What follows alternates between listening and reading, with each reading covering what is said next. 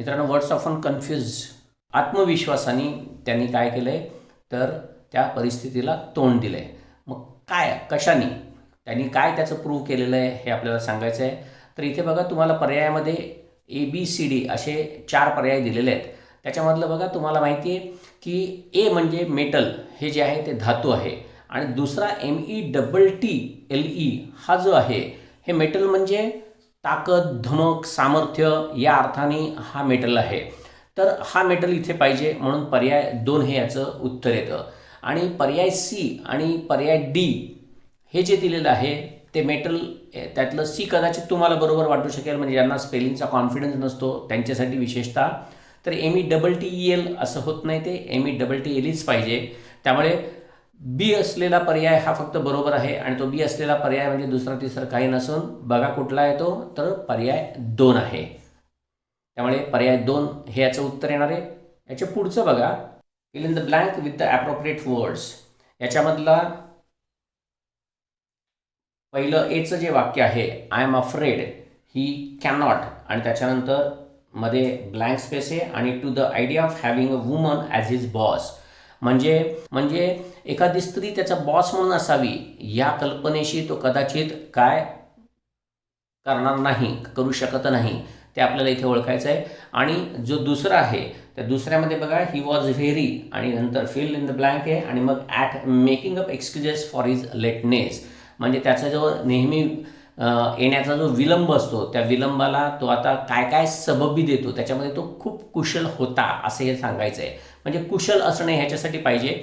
तर याच्यामध्ये आपण यापूर्वीही बघितलेलं आहे बघा, की टूच्या पूर्वी हे जे अडॅप्ट आणि अडॅप्ट आहे, याच्यामधला अडॅप्ट हा जो विशेषतः जो शब्द आहे, हा अडॅप्ट हा फक्त कशाशी संबंधित आहे, तर जुळवून घेणे या अर्थाने आहे. त्यामुळे तिकडे अडॅप्टच्या नंतर नेहमी टू असतं. त्यामुळे पहिल्या वाक्यामध्ये अडॅप्टच्या नंतर टू येणार आहे. आणि दुसरं जे वाक्य आहे, ही वॉज व्हेरी, तो कुशल होता असं म्हणायचं आहे, आणि तिकडे अडॅप्ट येतं. आणि अडॅप्टच्या नंतर मात्र नेहमी ॲट लागतं. जसं बघा, तुम्हाला माहिती आहे ग्रामरमध्ये की गुड ॲट किंवा बॅड ॲट असं वापरलं जातं, तसंच कौशल्य आहे, त्यामुळे याच्यामध्ये सुद्धा अडॅप्ट ॲटच वापरलं जात असतं. तर अशा प्रकारे याचं उत्तर जे येणार आहे ते अर्थात अडॅप्ट आणि अडॅप्ट असलेलं, त्यामुळे पर्याय 3 याचं उत्तर आहे. नेक्स्ट आहे, what do the underline words below respectively means. म्हणजे अंडरलाईन केलेले जे शब्द आहेत यांचा अर्थ काय आहे. पहिलं बघा, the diffusion has been effective आणि the diffusion has been effective असा प्रश्न विचारलेले आहेत, की या डिफ्युजनचा म्हणजे दोन्हीमध्ये असलेल्या डिफ्युजनचा अर्थ काय असणार आहे. कुठला अर्थ आहे तो फक्त आपल्याला बघायचा आहे. तर ह्याच्यामधला जो पहिला आहे, the diffusion has been effective, त्याच्यामधलं डिफ्यूजचा अर्थ कमी करणे असा आहे, त्यामुळे तो कमी करणे त्याच्यापासून झालेलं ते नाऊन आहे, तर तो त्याचा अर्थ आहे. आणि दुसरं जे डिफ्युजन आहे, ते डिफ्युजन म्हणजे क्रियापद जे आहे डिफ्यूज, त्याचा अर्थ मोठ्या प्रमाणावर पसरणे किंवा पसरवणे असा अर्थ आहे. त्यामुळे डिफ्युजन त्याचा अर्थ तो होतो, म्हणजे जिथे सेपरेशन म्हणून जे खाली दिलेलं आहे, त्यामुळे याचा अर्थातच उत्तर येणार आहे पर्याय 1. पुढचा पर्याय तो, पुढचा प्रश्न आहे तो बघा, my house contains many spacious rooms आणि nobody was impressed with his specious arguments. याच्यामधलं स्पेशियस आर्ग्युमेंट्स हे जे आहे, हे खूप फेमस वाक्य आहे. म्हणजे स्पेशियस या नेहमी आर्ग्युमेंट्स असतात. ॲक्च्युली स्पेशियसचा अर्थ काय, तर वरवरती खूप आकर्षक असं दिसणारं, परंतु नंतर आतमध्ये मात्र ते दांभिक असतं किंवा खोटं असतं, असा जो प्रकार आहे त्याला स्पेशियस असं म्हणतात. जसे एखाद्याची मैत्री स्पेशियस असू शकते, तसंच एखाद्याचं प्रेम पण स्पेशियस असू शकतं. त्यामुळे तो इथे अर्थ आहे. त्यामुळे बी मध्ये वापरलेलं जे स्पेशियस आहे ते बरोबर आहे. ए मध्ये वापरलेलं जे स्पेशियस आहे, हे स्पेशियस ॲक्च्युली SPACIOUS असं असायला पाहिजे होतं. स्पेसवरून झालेला शब्द आहे स्पेशियस, म्हणजे मोठा, लार्ज असं त्याचा अर्थ आहे. त्यामुळे अर्थातच ओनली बी बरोबर आहे. त्यामुळे पर्याय 2 हे आपलं उत्तर येतं. पुढचं जे आहे, the tent is made of canvas आणि he has to canvass for orders. Actually खूप सोपं आहे हे, कारण का मोस्टली कॅनव्हास हा तर सगळ्यांना माहिती आहे. कॅनव्हास शूज वगैरे असतात हे तुम्हाला माहिती आहे. त्यामुळे पहिलं तुम्हाला आलं असेल, नसेल आलं तर लक्षात ठेवा. काही वेळेला आपल्याला अशा प्रकारे आयडिया करून ते शब्द कुठे वापरले जातात हे आपल्यालाच माहीत असतात, तर त्याप्रमाणे हे करायचं असतं. तर पहिला जो कॅनव्हास आहे तो अर्थात तुम्हाला माहिती आहे, तो कॅनव्हास शूज वगैरे मधला, त्यामुळे तो तंबू जो आहे तो कॅनव्हासचा बनलेला आहे, म्हणजे एक प्रकारचं कापड आहे, तागाचं कापड आहे, त्यामुळे ते बरोबर आहे. आणि दुसऱ्या याच्यामध्ये he has to canvass for orders, इथे दोघांचे उच्चार जरी सेम असला म्हणजे ते होमोफोन्स आहेत, परंतु दुसरा जो कॅनव्हास पाहिजे होता त्या कॅनव्हासमध्ये डबल एस असायला पाहिजे होतं. म्हणजे he has to canvass for orders, याचा अर्थ काय, तर त्यांनी ऑर्डरसाठी आहे ना, म्हणजे ज्याला आपण मराठीमध्ये मस्का मारणे असं म्हणतो बघा, किंवा एखाद्याच्या मागे लागणं किंवा लोकांची भेट घ्यायचं आणि त्यांच्या मागे तो तागायला लावणं, असं जे असतं. म्हणजे उदाहरणार्थ की मत मिळवण्यासाठी पॉलिटिशियन्स काय करतात बघा, तर ते जे काही करतात त्याला कॅनव्हासिंग असं म्हणतात, कळतंय. त्यामुळे हे लांगुल चालन म्हणा किंवा मस्का मारणं म्हणा, तर अशा प्रकारचा अर्थ आहे तो या दुसऱ्या कॅनव्हासमध्ये आहे. त्यामुळे डबल एस आलं की ते, आणि हे कॅनव्हास तुम्हाला माहिती आहे, त्यामुळे फक्त पहिलं वाक्य बरोबर आहे, त्यामुळे ओनली ए इज करेक्ट असलेला पर्याय 1 याचं उत्तर आहे. पुढचं आहे बघा, read the following sentences carefully and decide on their correctness. म्हणजे ते खालचे जे काही दिलेले आहेत वाक्य ते वाचून त्याचा करेक्ट अर्थ कुठला आहे त्या कॉन्टेक्स्टनुसार ते आपल्याला बघायचं आहे. Reading the following sentences carefully and decide on their correctness, आणि त्यांचा करेक्टनेस हा डिसाईड करा on the basis of the underline words. तर ते अंडरलाईन वर्ड्समध्ये जे काय आहे ते कुठल्यांचा अर्थ बरोबर आहे का तो बघायचा आहे. पहिलं वाक्य आहे बघा, the government plans to take some sanitary measures in the state. म्हणजे गव्हर्नमेंटने एक योजना बनवली आहे, कसली, तर sanitary measures in the state, म्हणजे राज्यामध्ये स्वच्छता विषयक, सॅनिटरीचा अर्थ स्वच्छता विषयक, कारण का मोस्टली सगळ्यांना सॅनिटेशन, सॅनिटरी वगैरे हे सगळे शब्द कॉमन आहेत, खूप माहिती असतात. त्यामुळे स्वच्छता विषयक असे जे काही धोरणं आहेत ती आपण करूया असं गव्हर्नमेंटने ठरवलेलं आहे राज्यामध्ये, तर तो ह्याचा अर्थ आहे. आणि दुसरा जो आहे तो काय बघा, the sanitary conditions of the town are not good. म्हणजेच काय, स्वच्छताविषयक जी काही कंडिशन स्थिती आहे ती या गावाची चांगली नाही असं म्हटलेलं आहे. त्यामुळे अर्थातच ए आणि बी हे दोन्ही बरोबर आहेत, त्यामुळे पर्याय 3 हे याचं उत्तर येतं. पुढचं आहे, read the following sentences carefully and decide on their correctness on the basis of the underline words. दोन्ही डिपार्टमेंटल PSI मध्ये, याच्या अगोदरचा पण डिपार्टमेंटल PSI मध्ये आलेला, हा पण तसाच आहे 2016 मध्ये आलेला. याच्यामध्ये अर्थातच तुम्हाला अर्थ माहीत असणं खूप महत्त्वाचं असतं, आणि मोस्टली पॉलिटीमध्ये तुम्हाला हा शब्द गेलेला असतो. त्यामुळे बघा, तुम्हाला माहिती आहे की जो पहिला शब्द जो आहे an ordinance, an ordinance declaring president's rule in the state has been issued today. Actually इकडे ऑर्डनन्स नको आहे, कारण का ऑर्डनन्स हे शस्त्रांशी संबंधित असतं. ऑर्डनन्स फॅक्टरी आहे बघा खडकीला, म्हणजे काय, शस्त्र वगैरे बनवण्याची जी फॅक्टरी आहे त्याला ऑर्डनन्स फॅक्टरी असं म्हणतात. त्यामुळे इथलं जे ऑर्डनन्स आहे हे चुकीचं आहे लगेच समजतं. आणि तसंच दुसऱ्या वाक्यामध्ये सुद्धा बघा काय, the ordnance depot is situated far away from this city. म्हणजे शस्त्रागार जे आहे ते सिटीपासून खूप लांब आहे असं सांगायचं आहे. मग इकडे ऑर्डिनन्स म्हणजे इकडे हा वटहुकूम असा त्याचा अर्थ होतोय. त्यामुळे ॲक्च्युली बी मधला ऑर्डिनन्स हा शब्द होता तो वरती पाहिजे होता, की ज्या ऑर्डिनन्सला वटहुकूम वगैरे असं म्हणतात तो वरती पाहिजे होता, आणि ए मधला जो ऑर्डनन्स आहे तो खाली पाहिजे होता. अर्थातच दोन्ही वाक्य चुकी आहेत, त्यामुळे पर्याय 4 हे याचं उत्तर आहे. पहिला प्रश्न आपल्याला काय दिसतंय बघा, त्याच्यानंतर ब्लँक जागा सोडलेली आहे, आणि board does not allow the film producers to have any obscene scenes in their films. याच्यामध्ये बोर्ड म्हणजे कुठला तरी एक असा बोर्ड आहे, तो कुठला बोर्ड त्याचं स्पेलिंग आपल्याला बघायचं आहे. खाली आपल्याला जे दिलेले आहेत हे सगळे अर्थातच बघा, तुम्हाला आठवत असेल 4 सारखे असणारे शब्द, परंतु त्यांचा अर्थ हा वेगळा असतो, बरोबर आहे. तर तसे शब्द दिलेले आहेत, त्याच्यामधला इथे नेमका कुठला फिल इन द ब्लँकसाठी योग्य शब्द आहे तो आपल्याला ओळखायचा आहे. तर आता इथे अर्थ वाक्याचा अर्थ सगळ्यात पहिल्यांदा समजणं खूप महत्त्वाचं असतं. तर याच्यामध्ये असं म्हटलंय की अमुक अमुक हा बोर्ड जो आहे तो फिल्म प्रोड्युसर्सला अश्लील असे कुठलेही सीन त्यांच्या चित्रपटामध्ये टाकायला परवानगी देत नाही. म्हणजे तो कुठला बोर्ड असणार आहे हे आपल्याला तुम्हाला सगळ्यांना माहिती आहे, तो सेन्सॉर्ड बोर्ड असतो. मग आता इथे खाली दिलेले जे पर्याय आहेत त्याच्यामध्ये बघा, पहिलं काय काय दिलंय, which one of the following words correctly fills the blank in the sentence above. मग आता पहिलं जो दिलेला आहे तो आहे CNSER. बघा, CENSER. ते जे सेन्सर आहे ते सेन्सर म्हणजे अगरबत्ती किंवा ते धूपदाणी आपण ज्याला म्हणतो ते धूपदाणी आहे. त्याच्यानंतरचा दुसरा जो आहे तो आहे सेन्श्युअर.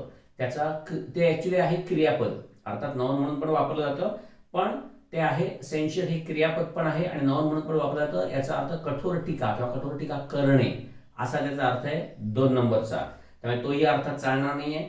तिसरा आहे तो मात्र आहे सेन्सॉर, आणि तो आपल्याला माहिती आहे सेन्सॉर बोर्ड काय असतं हे तुम्हाला सगळ्यांना माहिती आहे, त्यामुळे तो आहे. आणि चौथा जो CNSAR हा जो शब्द आपल्याला दिसतोय तो अर्थातच चुकीचा आहे. थोडक्यात इकडे पर्याय 3 हे उत्तर येतं. दुसरा आता दिसतोय राज्यसेवा अर्थात 2019 राज्यसेवा 2016 मधला हा प्रश्न आहे. आणि हा प्रश्न अर्थातच बघा खूप सोपा प्रश्न आहे, लगेच समजू शकता आपल्याला. फिल इन द ब्लँक दिलेला आहे, कुठला ॲप्रोप्रिएट वर्ड आहे तो त्याच्यामध्ये आपल्याला टाकायचा आहे. तर याच्यामध्ये बघा द डोअर आणि त्याच्यानंतर फिल इन द ब्लँक आहे, म्हणजे ती ब्लँक आपल्याला स्पेस आहे ते आपल्याला भरायची आहे. The door blank space needs to be replaced, म्हणजे डोअरचा असा काहीतरी एक भाग आहे की तो बदलणं आवश्यक आहे, त्यामुळे नीड्स टू बी रिप्लेस असं म्हटलंय. मग तो कुठला आहे, तो आहे. आणि दुसरं वाक्य जे आहे द आणि त्याच्यानंतर ब्लँक स्पेस आहे आणि on the road was heavy. मग रोडवरती असणारे अर्थातच खाली दिलेल्या शब्दावरून आपल्याला नक्की समजतं की इकडे जॅम शब्द लागणार आहे. मग तो जॅम शब्द हा कुठला आहे, आपल्याला माहिती आहे रोडवरती असणारी वाहतूक म्हणजे ती ट्रॅफिक जॅम असते, त्यामुळे तो जॅम येणार आहे. आणि दुसरा जो आहे दरवाजाची जी चौकट असते ना त्याला असणारे किंवा जो खांब असतो दरवाजाचा त्याला जॅम्ब असं म्हणतात. हे फक्त एवढं लक्षात ठेवा की डोअरच्यासाठी जे लागतं ते जॅम्ब आहे, म्हणजे तो जॅम्ब शब्द आणि त्याच्यानंतर जॅम शब्द हे कुठे लागतात ते बरोबर ओळखायचं आहे. अर्थातच तुम्हाला दिसेल बघा जॅम पर्याय 2 मध्ये बघा तुम्हाला दिसेल जॅम्ब आणि जॅम दोन्ही दिसत आहेत, त्यामुळे पर्याय 2 हे उत्तर आहे. पुढचा जो आपल्याला प्रश्न दिसतोय बघा स्क्रीनवरती, choose the option that respectively gives the nearest meaning of the individual words. बरोबर आहे.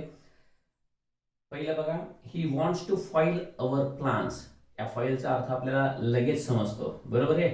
आणि पुढचं दिलंय बघा she is the perfect file of her husband, आणि मग खाली 4 पर्याय दिलेले आहेत. तर या फाईलचा पहिल्या वाक्यामधला अर्थ काय आणि दुसऱ्या वाक्यातला अर्थ काय तो कुठला आहे तो शोधायचा आहे आणि त्याच्यामध्ये पर्याय आपल्याला दिलाय तो काय आहे तो ओळखायचा आहे. तर अर्थातच फाईल या शब्दाचा अर्थ आपल्याला माहित असला पाहिजे. तर फाईल हा ज्या वेळेला व्हर्ब म्हणून वापरला जातो जो वरती दिलेला आहे ही वॉन्ट्स टू फाईल, टूच्या नंतर फाईल आहे म्हणजे ते क्रियापद म्हणून आलेलं आहे, आणि ही वॉन्ट्स टू फाईल त्या फाईल अवर प्लान्स म्हणजे ते उधळून लावणे निष्फळ करणे या अर्थाने त्या फाईलचा अर्थ आहे, त्यामुळे तो तिथे येणार आहे. आणि त्याच्या खालीचे फाईल आहे ते फाईलचा अर्थ त्याचे 2 अर्थ, एक फाईल म्हणजे तुम्हाला माहिती आहे ॲल्युमिनियम फाईल वगैरे असते ज्याच्यामध्ये तुम्ही चपाती वगैरे गुंडाळून घेत असता वगैरे, ती एक फाईल आहे. आणि दुसरी जी फाईल आहे ते म्हणजे कॉन्ट्रास्ट जो असतो exact opposite of someone or something त्याला सुद्धा फाईल असं म्हणतात. त्यामुळे दुसरा जो अर्थ आहे तो कुठे दिसतोय तो आपल्याला बघायचा आहे. पहिला आहे तो निष्फळ करणे, म्हणजे बघा निष्फळ करण्याला अर्थात फ्रस्ट्रेट म्हणून जो शब्द दिलेला आहे त्यांनी तो तिथे बरोबर आहे. आणि दुसरीकडे जो आहे तो कॉन्ट्रास्ट दिलेला आहे, त्यामुळे पर्याय 2 मधलं फ्रस्ट्रेट आणि कॉन्ट्रास्ट हे 2 अर्थ आणि त्याच्यामुळे पर्याय 2 बरोबर येणार आहे. पुढचा STA 2016 मधला प्रश्न आपल्याला स्क्रीनवरती दिसतोय बघा. The ship has its complement of 150 passengers, म्हणजे एक जहाज आहे आणि त्याची 150 पॅसेंजर्सची काय कॉम्प्लिमेंट आहे, ती कॉम्प्लिमेंट त्याचा अर्थ काय तो आपल्याला शोधायचा आहे. तुम्हाला माहिती आहे मित्रांनो 2 प्रकारचे कॉम्प्लिमेंट आहेत, एक आहे COMPLEMENT आणि एक आहे COMPLIMENT. तर ते COMPLEMENT तुम्हाला कंप्लीट हा शब्द माहिती असेल, तर एखादी गोष्ट ज्या वेळेला कंप्लीट करायची असते त्यावेळेला त्यासाठी जे काही दिलं जातं त्याला कॉम्प्लिमेंट असं म्हणतात. ते जे कॉम्प्लिमेंट आहे त्याचं स्पेलिंग अर्थातच COMPLEMENT असतं, त्यामुळे हा कॉम्प्लिमेंटचा एक अर्थ आहे टू मेक समथिंग कम्प्लीट, कळलं का. पूरक होणे किंवा पूर्ण करणे अशा अर्थाने कॉम्प्लिमेंट आहे. क्रियापद म्हणून पण ते वापरता येतं आणि अर्थातच नाउन तर आहेच. आणि दुसरा अजून एक ह्याचा कॉम्प्लिमेंटचा अर्थ आहे तो म्हणजे फुल अमाऊंट किंवा फुल क्वांटिटी जी असते त्याला सुद्धा कॉम्प्लिमेंट असं म्हणतात. आणि त्याच्यानंतरचा दुसरा जो कॉम्प्लिमेंट असतो जो अर्थ दिलेला नाहीये फक्त आपल्याला माहित असा म्हणून मी सांगतोय. आणि COMPLIMENT कॉम्प्लिमेंट त्याचा अर्थ अर्थात तुम्हाला सगळ्यांना माहिती आहे स्तुती प्रशंसा किंवा आदराने एखादं जे बोलणं असतं म्हणजे with best compliments from XYZ वगैरे असं जे असतं ते कॉम्प्लिमेंट आहे. अर्थात इथे आपल्याला COMPLEMENT या शब्दाचा अर्थ बघायचा आहे. आत्ता सांगितल्याप्रमाणे कॉम्प्लिमेंटचा जो एक अर्थ आहे तो म्हणजे पूरक किंवा पूरक होणे किंवा पूर्ण करणे अशा अर्थाने एक अर्थ आहे. आणि दुसरा जो आहे तो काय तर फुल क्वांटिटी किंवा फुल अमाऊंट म्हणून आहे. मग इथे बघा तुम्हाला काय काय दिसतंय आता ते बघायचं. The underline word in the sentence above means, वरती तो कॉम्प्लिमेंट हा जो शब्द आहे COMPLEMENT, त्याचा अर्थ आपल्याला खाली शोधायचा आहे. आणि ए मध्ये दिले प्रेज म्हणजे स्तुती, अर्थात आता सांगितलं स्तुतीला काय स्पेलिंग आहे COMPLIMENT, त्यामुळे ए तर अर्थातच नाही आहे. दुसरा बी फ्लॅटरी, फ्लॅटर म्हणजे स्तुती करणे, FLATTER, फ्लॅटरचा अर्थ आहे स्तुती करणे, त्याच्यावरनं फ्लॅटरी हे नाऊन झालेलं आहे, अर्थात तो पण नाही. म्हणजे ए आणि बी हे दोन्ही अर्थात समानार्थी शब्द आहेत. आता तिसरा बघा सीचा जो दिलेला आहे ते आहे फुल अमाऊंट, आणि डी जे आहे ते सप्लिमेंट दिलंय म्हणजे पुरवणी जी असते ना, जसं तुम्हाला माहिती आहे एखाद्या न्यूजपेपरला पुरवणी असते, पेपरमध्ये तुम्ही पुरवणी घेता आणि त्याच्यावरती तुमची उत्तर लिहित असता, तर अशी ती एक सप्लिमेंट आहे. त्यामुळे अर्थातच इथे एकच फक्त अर्थ बरोबर येणार आहे आणि तो म्हणजे सीचा येणार आहे, म्हणजे ओनली सी हे उत्तर येणार आहे. म्हणजे ओनली सी आपल्याला दिसते कशामध्ये बघा, पर्याय 1 मध्ये, म्हणून पर्याय 1 हा बरोबर उत्तर आहे. नेक्स्ट STI 2016 मधलाच हा पण प्रश्न आहे आणि जोड्या लावा याच्यासाठी दिलेला आहे, फक्त 3च दिलेले आहेत. अर्थात हे पण तसंच आहे, म्हणजे ज्याला आपण होमोफोन असं म्हणतो की उच्चार सगळ्यांचा सेम वाटतो, स्पेलिंग वेगळं असतं आणि अर्थातच अर्थ हा नेहमीच वेगळा असतो, असे शब्द दिलेले आहेत. बघा VEIN एक दिलेला आहे एला, त्याच्यानंतर VAIN दिलेला आहे आणि VANE दिलेला आहे, सगळ्यांचा उच्चार व्हेन असाच आहे. तर ह्याच्यामध्ये जे दिलेलं आहे आपल्याला, म्हणजे 1 नंबरला वेदर कॉक दिलंय. वेदर कॉक म्हणजे तुम्हाला माहिती असेल की कोंबडं असतं आणि ते हवेबरोबर फिरतं वगैरे आणि हवेची दिशा दाखवतं, त्याला वेदर कॉक असं म्हणतात. नंतर दुसरा दिलाय ब्लड आर्टरी, म्हणजे रक्त वाहून देणारे आपल्या जे धमने असतात त्याला पण व्हेन असं म्हणतात. आणि तिसरं दिलंय कन्सिटेड किंवा प्राऊड, म्हणजे कन्सिटेड म्हणजे गर्विष्ठ किंवा अभिमानी असा जो असतो तो दिलेला आहे. मग या सगळ्यांची जोडी लावायची. तर आता इथे एवढंच तुम्हाला समजलं पाहिजे की VEIN हे जे व्हेन आहे याचा अर्थ अर्थातच रक्तवाहिनी वगैरे असा आहे. त्याच्यानंतर VAIN जो आहे तो आहे गर्विष्ठ आहे आणि VANE जो आहे तो वेदर कॉक आहे. मग त्याप्रमाणे ते जोड्या लावायच्या आणि तो जोड्या लावल्यानंतर आपल्याला दिसेल की अर्थातच पर्याय 2 हे उत्तर बरोबर येत आहे. बघा पर्याय 2 मध्ये दिसतंय एला बी आहे म्हणजे व्हेन ब्लड आर्टरी, एला बी येणार आहे. नंतर बीचं जे व्हेन आहे त्याला सी येणार आहे म्हणजे कन्सिडर्ड किंवा प्राऊड, आणि VANE जे आहे ते वेदर कॉक येणार आहे. Fill in the blank with the most appropriate word from the ones given below. How have you आणि in your exam, आणि याच्या खाली दिलंय बघा फेअर्ड FARED, नंतर 2 नंबरचं दिलंय FAIRED, 3 नंबर मध्ये फिअर्ड दिलंय, त्यामुळे फिअरचा अर्थ आपल्याला लगेच माहिती आहे घाबरवणे, घाबरणे, त्यामुळे तो येणार नाही हे लगेच समजतं, त्यामुळे ते काढून टाकायचं. आणि चौथं जे फिअर दिलंय तेही अर्थातच चुकीचं आहे, त्यामुळे ते पण काढून टाकायचं. म्हणजे आपला 3 नंबरचा शब्द बरोबर आहे तो आपण काढून टाकलेला आहे, आणि 4 नंबरचा जो शब्द आहे FEER हा अर्थातच मुद्दाम फसवण्यासाठी दिलाय, बाकी काही नाही, स्पेलिंग चुकीचं आहे, सगळं चुकीचं आहे, असा प्रकारचा शब्द इंग्लिशमध्ये नाही, त्यामुळे तोही शब्द आपण काढून टाकला. ओके, आता उरले 1 आणि 2 शब्द. याच्यामध्ये तुम्हाला माहिती आहे मित्रांनो FARE फेअर याचा एक अर्थ भाडं वगैरे जास्त, म्हणजे आपण रिक्षाचं टॅक्सीचं जे भाडं देतो ते फेअर आहे, आणि दुसरा फेअर म्हणजे कामगिरी करणे. हेच FARE फेअर हे ज्या वेळेला वर्ब म्हणून वापरलं जातं, जे पहिल्या पर्यायामध्ये दिसते FARED, तर त्याचा अर्थ आहे चांगलं करणं किंवा काहीतरी करणं, चांगलं करणं किंवा वाईट होणं असं जे आहे त्या अर्थाने ते असतं, त्यामुळे क्रियापद म्हणून त्याचा तो अर्थ आहे. आणि बाकी तुम्हाला फेअरचं आता सांगितल्याप्रमाणे रिक्षाचं किंवा टॅक्सीचं जे भाडं असतं त्यालाही फेअर असं म्हणतात. दुसरा जो FAIR तुम्हाला फेअर अँड लवली क्रीम माहिती आहे, त्याच्यामधलं फेअर म्हणजे गोरा हे तुम्हाला माहिती आहे, त्याचा दुसरा अर्थ जत्रा म्हणून पण होतं, त्यामुळे ते तर अर्थातच इथे चालणार नाहीये, त्यामुळे तोही पर्याय जाणार आहे, म्हणजे पर्याय 1 हे आपलं उत्तर असणार आहे. अनेकदा येऊन गेलेला, याच्यापूर्वीही आपण बघितलंय 2दा हा शब्द, तोच पुन्हा शब्द हा आलेला आहे. ऍक्च्युली या प्रश्नपत्रिकेमध्ये सगळ्यात पहिल्यांदा हा प्रश्न आला, त्याच्यानंतर मग तो परत 17 मध्ये आणि 19 मध्ये पण आला. प्रश्न काय येतो बघा, what do the underline words below respectively rhyme with, म्हणजे तो ROW हा शब्द आहे त्याच्या खाली अंडरलाईन पाहिजे, तो ROW हा शब्द आहे, तो दोन्ही तुम्हाला वाक्यामध्ये दिसतो आणि त्याचा उच्चार हा कशाप्रमाणे आहे, म्हणजे पहिल्या वाक्यात कशाप्रमाणे आणि दुसऱ्या वाक्यात कशाप्रमाणे आहे ते आपल्याला आता ओळखायचं आहे, त्यासाठी हा प्रश्न दिलेला आहे. मग पहिले बघा दे, त्याच्यानंतर ROW, हा ROW शब्दाचा उच्चार काय आहे, तर पुढे विथ ग्रेट कोऑर्डिनेशन, म्हणजे खूप चांगल्या प्रकारे एकमेकांच्या मदतीनं त्यांनी रो केलं. म्हणजेच काय केलं, ते रो आहे का राव आहे हे आपल्याला ओळखायचं आहे. तर ह्याच्यापूर्वी आपण बघितलेलं आहे बघा की ROW या शब्दाचा अर्थ ज्या वेळेला आपण रो म्हणून करतो आणि त्यावेळेला ते नाऊन असतं त्यावेळेला त्याचा अर्थ रांग असतो, आणि तेच ज्या वेळेला क्रियापद म्हणून असेल तर त्याचा अर्थ वल्लवणे, नाव वल्लवणे, होडी वल्लवणे असा असतो. तर इथे बघा कोऑर्डिनेशन बरोबर म्हणजे एकमेकांच्या सहकार्याने असं त्यांनी जे केलंय ते अर्थात ROW म्हणजे त्याचा उच्चार रो असणार आहे. आणि खालचं बघा द आणि ROW between the two brothers has finally ended, म्हणजे दोघांच्या भावांच्या मधला रो हा शेवटी संपला. मग इथे याचा ROW चा उच्चार रो असा करून चालणार नाही, कारण का ते रांग होणार नाहीये हे आपल्याला समजतंय. त्याचप्रमाणे वल्लवणे असं पण होणार नाही, म्हणजे तो कडाक्याचे भांडण या अर्थाने होणार आहे. म्हणून ROW चा राव असा ज्या वेळेला उच्चार केला जातो त्यावेळी त्याचा अर्थ कडाक्याचं भांडण आहे. आणि तो शब्द बघा आता तो अर्थ इथे बरोबर लागतोय. त्यामुळे वरच्याचा उच्चार रो प्रमाणे आहे आणि खालच्याचा उच्चार जो आहे तो रव प्रमाणे आहे. म्हणजेच आता पहिला जो दिलेला आहे बघा नाऊ अँड गो, तर हा चालणार आहे का, तर अर्थात नाही चालणार आहे, कारण का पहिल्या शब्दाचा उच्चार गो प्रमाणे झालाय. रो गो रायमिंग वर्ड्स काय ते आपल्याला बघायचे.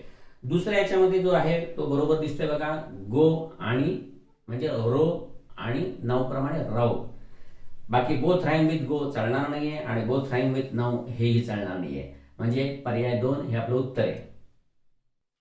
पुढच्या HTI मध्ये चाललेला 2015 मधला हा शब्द बघा ही ड्रँक मिल्क इन वन आणि पुढे फिल इन द ब्लँक आहे. अर्थात कम्प्लीट द सेंटेन्स मिनिंगफुली, म्हणजे हे सेंटेन्स मिनिंगफुली कम्प्लीट करायचं आहे by choosing the correct alternative. खाली जे 4 दिलेले आहेत त्याच्यामधला कुठला शब्द तिथे बसतोय. आता वाक्याचा अर्थ समजतोय की त्यांनी दूध हे एका डॅश पिलं, म्हणजे एका काय ते आपल्याला आता बघायचं आहे. मग आता बघा पहिला जो आहे DRAUGHT असा जो पहिला दिलाय त्याचा अर्थ अर्थातच घोट असा आहे, उच्चार ड्राफ्ट असा आहे. DRAUGHT आहे आणि त्याचा उच्चार आहे ड्राफ्ट, कळतंय. आणि त्याचा अर्थ घोट असा आहे, म्हणजे आपण जो चहाचा घोट पाण्याचा घोट जे असं घेतो तो, मग तो इकडे बसतोय का बघायचा. त्याच्यानंतर दुसरा आहे ना तो ड्राउट आहे DROUGHT, ज्याचा अर्थ दुष्काळ असा होत असतो. नंतर तिसरा जो ड्राफ्ट असतो तो तुम्हाला माहिती आहे की ज्या वेळेला एखादा बॉस एखाद्याला सांगत असतो त्यावेळेला तो ड्राफ्ट लिहून घेणं, म्हणजे पत्राचा मसुदा असू दे, नाहीतर निबंधाचा मसुदा असू दे, नाहीतर प्रेसी लिहित असताना करण्याचा मसुदा असू दे, तर तो जो असतो तो ड्राफ्ट असतो, म्हणजे काहीतरी लिखाण असतं, बरोबर आहे. त्यामुळे हे 3 झाले. आणि चौथा बाईट म्हणजे चावा, अर्थात दुधाचा चावा घेता येत नाही त्यामुळे 4 नंबर तर येणार नाहीये. 3 नंबरचा जो ड्राफ्ट आता आपण बघितला तोही चालणार नाही, कारण का तो मसुदा आहे अर्थाने, लिखाण आहे अर्थाने, त्यामुळे ते पण चालणार नाही. 2 नंबरला जो दिलेला आहे तो ड्राऊट म्हणजे दुष्काळ आहे, त्यामुळे तोही चालणार नाही. म्हणजे पहिला जो आहे घोट, बरोबर आहे, तोच त्याचा अर्थ आहे. आणि मित्रांनो हे सगळं सांगत असताना मला मुद्दामून तुम्हाला एवढंच सांगायचंय की वाक्याचा अर्थ समजून घ्या आणि कोणत्याही इंग्लिश शब्दाचा अर्थ हा इंग्लिशमध्ये पाठ करायला जाऊ नका, मराठीमध्येच तो अर्थ लक्षात ठेवा. परीक्षेमध्ये इतके सोपे पर्याय दिलेले असतात की त्याच्यामधनं आपल्याला अर्थ समजतो, एवढं फक्त लक्षात ठेवा. परीक्षा आपली अवघड नाहीये, आपली अभ्यासाची पद्धत चुकते हे कायम लक्षात ठेवा. कुठलाही अवघड शब्द असू दे अर्थ मराठीमध्ये पाठ करून ठेवा. ओके, बघा पुढचा प्रश्न तुम्हाला दिसतोय. Read the following sentences carefully, म्हणजे खाली दिलेले जी वाक्य आहेत ते काळजीपूर्वक वाचा. And decide on their correctness, आणि त्यांचा करेक्टनेस ठरवा. कशावरून? On the basis of underline words, underline केलेले जे वर्ड्स आहेत त्याच्यावरनं त्याचं करेक्टनेस काय आहे तो ठरवा. म्हणजे खाली जे शब्द दिसतात बघा तुम्हाला वाक्यामध्ये, एका ठिकाणी तुम्हाला रेव्हरंट मॅनर, त्याच्यामधला जो रेव्हरंट आहे हा अंडरलाईन केलेला शब्द आहे आणि त्याच्या खाली रेव्हरंड आहे तो प्रिन्सिपॉलच्या खाली आधी दिलेला आहे तो शब्द. या दोघांचे त्या कॉन्टेक्स्टमध्ये अर्थ बरोबर आहेत का ते बघायचे. मित्रांनो ह्याच्यामध्ये सगळ्यात महत्त्वाचं तुम्हाला माहिती पाहिजे ते म्हणजे सगळ्यात पहिल्यांदा अगदी पहिलं वाक्य आहे ना त्याच्याकडे जातो. You should talk to your boss in reverent manner.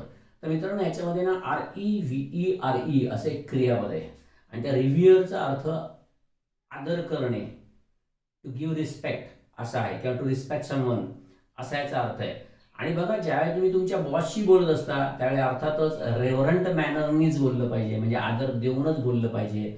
त्यामुळे हा शब्द तिथे बरोबर आहे हे लक्षात घ्या. आता ह्याच्या खालचं बघा, आवर रेव्हरंट प्रिन्सिपल इज कमिंग. इथे END आहे, परत रेव्हरचा अर्थ, परत रिव्हियरचा अर्थ तोच आहे, परंतु इकडे डी आहे शेवटी. हे फक्त मी तुम्हाला ना लक्षात कसे शब्द ठेवायचे यासाठी रिव्हियर या शब्दाचा अर्थ सांगितलेला आहे, एवढं लक्षात घ्या. मग आता तो रेव्हरंट प्रिन्सिपल आहे, म्हणजेच तो काय आहे, तर अर्थातच तो रेव्हरंट प्रिन्सिपल म्हणजेच आदरणीय आहे असा त्याचा अर्थ आहे. त्यामुळे दोन्हीही शब्द त्या कॉन्टेक्स्टमध्ये एकदम बरोबर आहेत. अर्थातच म्हणजे दोन्ही तिथे जे सांगितलं होतं आपल्याला, correctness on the basis of underline one word, म्हणजे दोन्ही वाक्य बरोबर आहेत का, तर अर्थातच दोन्ही वाक्य बरोबर आहेत. त्यामुळे पर्याय 3 both A and B are correct हे आपलं उत्तर आहे. का, तर रेव्हरंट मॅनर म्हणजे आदराने, कळतंय. आणि जे दुसरं दिलेलं आहे इन रेव्हरंट मॅनर म्हणजे आदराने, आणि पुढचं जे दिलंय रेव्हरंट प्रिन्सिपल म्हणजेच आदरणीय असे प्राचार्य. त्यामुळे दोन्हींचे अर्थ बरोबर आहेत. त्यामुळे पर्याय 3 हे आपलं उत्तर आहे. पुढचं तुम्हाला दिसतंय तो बघा, चूज अ वर्ड, एक वर्ड शोधायचा आहे फ्रॉम द गिवन ऑप्शन्स. खाली पर्यायामध्ये जे काही शब्द दिलेत त्याच्यामधून एक ऑप्शन शोधायचा आहे. Choose a word from the given options, दिलेल्या पर्यायामधून योग्य शब्द ओळखा. Can be used in both the blank spaces below, की जे खाली जे आपल्याला फिल इन द ब्लँक्स दिलेत, 2 वाक्य दिलेत, दोन्ही याच्यामध्ये बरोबर बसेल असा कुठला शब्द आहे. तर मित्रांनो, आता हा जो शब्द आहे तो आपल्याला माहित करून घ्यायचा आहे. तो काय आहे तो बघा, जसं it fill in the blank आहे, इट त्याच्यानंतर ब्लँक स्पेस आहे, आणि ऑल नाईट म्हणजे रात्रभर, बस एवढंच. काय झालं ते आता आपल्याला शोधायचं आहे. आणि पुढचं आहे ही, परत ब्लँक स्पेस आहे ही, आणि त्याच्यानंतर दिलंय कॅब. कॅब म्हणजे टॅक्सी, तुम्हाला माहिती आहे. Cab to take him to office. मग आता या दोन्हींना बसणारा असा शब्द कुठला आहे. हा जो शब्द आहे अर्थातच तो आहे हेल, कारण का रेन हा चालणार नाही. HAIL हेल याचा एक अर्थ गारा, नाऊन असेल तर ज्याला हेलस्टॉर्म असं म्हणतात, गारांचा पाऊस, गारांचा वर्षाव, त्याला हेलस्टॉर्म असं म्हणतात. तर त्याच हेलचा क्रियापद म्हणून ज्या वेळेला उपयोग केला जातो त्याचा अर्थ गारा पडणे असा असतो. क्रियापद तेच आहे, एकदा त्याचा अर्थ गारा पडणे असतो आणि दुसरा बोलावणे म्हणून जे असतो, म्हणून खालच्या वाक्यामध्ये ना तो अर्थ येणार. त्यामुळे HAIL हाच शब्द दोन्हीकडे येणार आहे, हेच क्रियापद दोन्हीकडे येणार आहे, अर्थात सिंपल पास्टमध्ये. तर पहिला RAINED चालणार नाहीये, दुसरा स्नो पण चालणार नाहीये, कारण का स्नोचा अर्थ तुम्हाला सगळ्यांना माहिती आहे, बर्फ पडणे. थंडर जर कोणाला माहीत असेल तर विजा काढणे वगैरे जे असतं त्याला थंडर असं म्हणतात. तर हे 3 पर्याय बाद झाल्यानंतर उरतात फक्त एकच, आणि तो आहे हेल. कळतंय, पर्याय 3 याचं उत्तर आहे. पर्याय 3 अर्थातच याचं उत्तर आहे. पुढचा प्रश्न आपल्याला स्क्रीनवरती दिसतोय, STI 2014 मधला आहे बघा. It is a very spacious. It is a very spacious काय आहे, म्हणजे हे खूप मोठं. स्पेस माहिती आहे तुम्हाला, स्पेसचा एक अर्थ जसा अवकाश आहे, स्पेसचा एक अर्थ जसा अवकाश आहे तसा स्पेसचा दुसरा अर्थ जागा म्हणून आहे, आणि स्पेशियस म्हणजे खूप मोठा, विस्तीर्ण असा त्याचा अर्थ होतो. स्पेस पासून झालेला हा शब्द आहे, हे लक्षात ठेवा. मग आता बघा वाक्य काय आहे, it is a very spacious म्हणजे हे जे आहे ते खूप मोठी काय, for constructing a nursing home म्हणजे नर्सिंग होम बांधण्यासाठी ही खूप मोठी काय आहे. आता खाली शब्द दिले, परत सोपे शब्द आहेत एकदम, त्यामुळे काही प्रॉब्लेम येणार नाही आहे तुम्हाला, हे मलाही माहिती आहे. आणि याच्यामध्ये सांगायचं काय बघा, pick out the correct word to complete the sentence. वरचं सेंटेन्स आहे म्हणजे आता तिथे साईट हा शब्द दिसतोय आपल्याला 4 याच्यामध्ये, त्यातला नेमका कुठला साईट हे आपल्याला समजलं पाहिजे. त्यातला पहिला जो साईट जो दिलेला आहे तो साईट हे क्रियापद आहे, आणि त्याचा अर्थ उदाहरणादाखल देणे, उदाहरण म्हणून देणे असा त्या साईटचा अर्थ आहे. CIT स्पेलिंग आहे, उच्चार सगळ्यांचा सेम आहे, होमोफोन आहे, हे लक्षात घ्या. त्याच्यानंतर दुसरा जो SITE आहे, तुम्हाला वेबसाईट माहीत असेल तर त्या वेबसाईटमध्ये सुद्धा हाच शब्द असतो. त्यामुळे साईटचा अर्थ जागा असा आहे, कळलं. मग तिथे स्पेशियस काय पाहिजे, तर जागा पाहिजे, आणि तिथे हा शब्द येणार आहे. परंतु तिसरा जो शब्द जो आहे SIGHT, अर्थात तुम्हाला सगळ्यांना माहिती आहे काय, साईट सीइंग होतं, आम्ही साईट सीइंग करायला गेलो, म्हणजे ते काय, दृश्य देखावा, म्हणजे SIGHT असं ते साईट आहे, ते आपल्याला माहिती आहे. आणि चौथा अर्थात सोपं आहे सीट, त्यामुळे हा तर तुम्ही असंच कट करणार आहात, आणि त्याच्यामधला SIGHT पण का कट कराल हेही तुम्हाला माहिती आहे. थोडक्यात SIT पर्याय 2 हे याचं उत्तर आहे. पुढचं बघा STI 2014चा आलेला हा अजून एक प्रश्न आहे. दीज ॲपल्स आर आणि पुढे काय, म्हणजे ही सफरचंद आहेत, ही आहेत, काय आहेत ते आता आपल्याला बघायचं आहे. पहिला शब्द बघा, choose the correct alternative to complete the sentence. मग पहिला SOAR, सोअर, याचा अर्थ ना वर जाणे असा जो असतो ना, म्हणजे प्राइसेस आर सोअरिंग दीज डेज, ते जे सोअर आहे ना ते SOAR, कळलं? त्यामुळे SOAR, सोअर, वर जाणे, असं लक्षात ठेवा. त्यामुळे ते झालं सोअर. नंतर दुसरं जे आहे ना SOUR, हे सॉर जे आहे ना त्याचा अर्थ आंबट म्हणून आहे, कळलं? म्हणजे फळांची जी चव असते आंबट, ती SOUR आहे. नंतर तिसरं जो SORE हा शब्द आहे, तिसरा जो शब्द आहे SORE, सॉर, तर ह्या सॉरचा अर्थ ना एखाद्या वेदनेचा त्रास होणं असं असतंय, एखाद्या वेदनेचा त्रास होणे असा असतो. तुम्हाला माहिती असेल तर ज्या वेळेला एखादा रुग्ण असतो ना, तो ज्या वेळेला खूप वेळ अंथरुणाला खेळलेला असतो ना, विशेषतः हॉस्पिटलमध्ये वगैरे, तर त्यांना ना सॉरिंग व्हायला लागतं. म्हणजे पाठीवरती अशी झोपलेले असतात ना, तर त्यांना तो बेड सॉरिंग असं व्हायला लागतं. म्हणजे पाठीवर सतत झोपून झोपून ना त्यांना पाठीला असे काही रॅशेस उठतात ना आणि भगभग व्हायला लागते, वेदना व्हायला लागतात, त्याला बेड सॉरिंग असं म्हणतात. तर तो स्वर, तो हा SORE शब्द आहे. आणि त्याच्यानंतरचा SOER असा मात्र कुठलाही शब्द इंग्लिशमध्ये नाहीये. थोडक्यात हा जो सॉर आहे, म्हणजे थोडक्यात जे मी आता तुम्हाला सांगितलं की हे सगळे जे आहेत हे होमोफोन आहेत, आणि हे होमोफोन जरी असले तरी त्यांचा अर्थ आणि स्पेलिंग हे वेगवेगळे आहेत. तर हे आपल्याला माहीत असले पाहिजेत. आणि इथे अर्थातच ॲपल्सच्या बाबतीत आहे, त्यामुळे SOUR हे अर्थात आलं पाहिजे. त्यामुळे पर्याय 2 हे याचं उत्तर आहे. त्याच्यानंतर PSI 2014चा प्रश्न आपल्या डोळ्यासमोर आहे बघा, स्क्रीनवरती 2014चा PSIचा प्रश्न आहे. आता इथे बघा, सिमेट्री हे असे दोन कन्फ्युजिंग वर्ड्स आहेत की जे दिसताना एकसारखे, उच्चार एकसारखे, परंतु स्पेलिंग हा वेगवेगळा आहे. आणि थोडंसं जर इंजिनिअरिंग बॅकग्राऊंडचे वगैरे स्टुडंट असतील तर त्यांना हे मोस्टली माहीत असतं, कारण का सिमेट्रिकल वगैरे असे प्रकार त्यांना इंजिनिअरिंगमध्ये वगैरे असतात. इव्हन सायन्समध्ये पण असतं. सेमी इंग्लिशमधून ज्यांचं शिक्षण झालेलं आहे 8वी 9वी 10वी, त्यांना गणितामध्ये पण हा शब्द बऱ्याचदा गेलेला आहे, सिमेट्री वगैरे. अर्थात आपण बघूया काय आहे ते.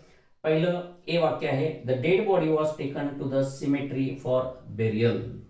आता बघा, बेरियल म्हणजे पुरणे, BURY, बेरी असं ते क्रियापद आहे, त्याचं हे नाउन झालेलं आहे बेरियल. म्हणजे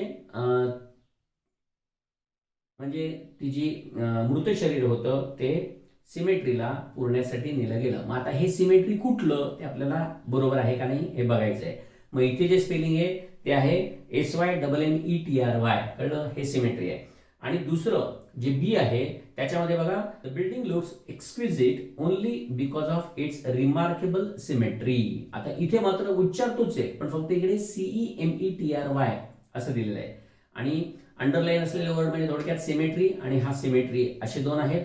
आणि अर्थातच आता ह्याच्यामधला करेक्ट सेंटेन्स कुठलं आहे हे आपल्याला बघायचं आहे. तर मित्रांनो, अर्थातच दोन्हीही इनकरेक्ट आहे.